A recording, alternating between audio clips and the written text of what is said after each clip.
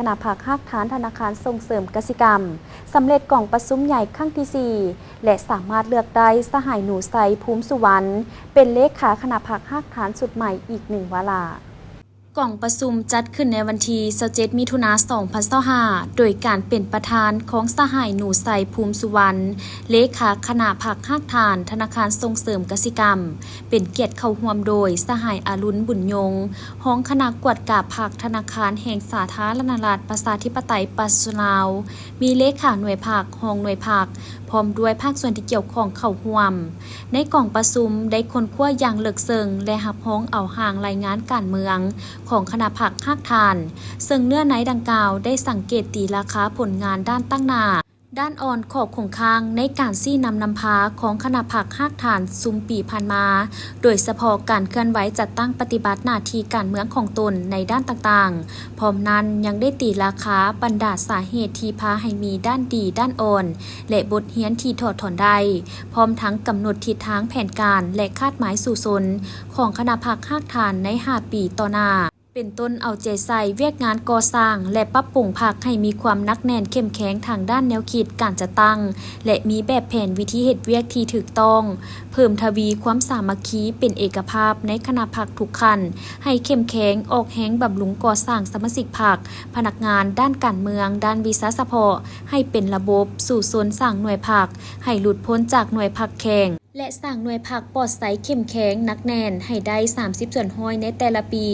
สร้างสมาชิกภาคแข่งให้ได้80ส่วนห้อยในแต่ละปีสู่สนบ่ให้มีสมาชิกภาคอ่อนและเสียธาตุขาดคุณปรับปรุงกลุ่มจักการจัดตั้งให้มีความเข้มแข็งกระทัดรัดเหมาะสมเคลื่อนไหวมีประสิทธิผลถือสำคัญเวียกงานกวดกาแก้ไขข้อพบเห็นของกวดการะดมเงินฝากให้เพิ่มขึ้น50ส่วนห้อยต่อปีขยายสินเชื่อให้เพิ่มขึ้น 34.87 ส่วนห้อยของยอดสินเชื่อในแต่ละปีโดยสุมใส่การผลิตกสิกรรมการผลิตสินค้าภายในให้เพิ่มขึ้นในแต่ละปีพร้อมนี้ก็ต้องออกแหงสกัดกั้นบ่ให้เกิดเป็นหนี้เสียและสุ่มใส่การแก้ไขหนี้ให้ได้30ส่วนห้อยในแต่ละปี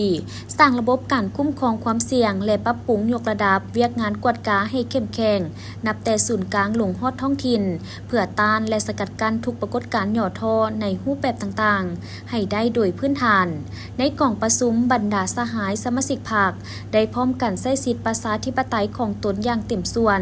ปอนบัตรเลือกตั้งเอาคณะภาคภาคฐานสมัยที่ 4จำนวน5สหายหญิง1สหายผ่านการปอนบัตรสามารถเลือกได้สหายหนูไซภูมิสุวรรณเป็นเลขาสหายพิลาวันโสภาพมีไซเป็นรองเลขาสหายศรีสะอาด1อาสาเป็นประธานสหายคำแสวงศรีลิศักดิ์เป็นรองประธานสหายคำแพงเดชวงศ์สอนเป็นคณะ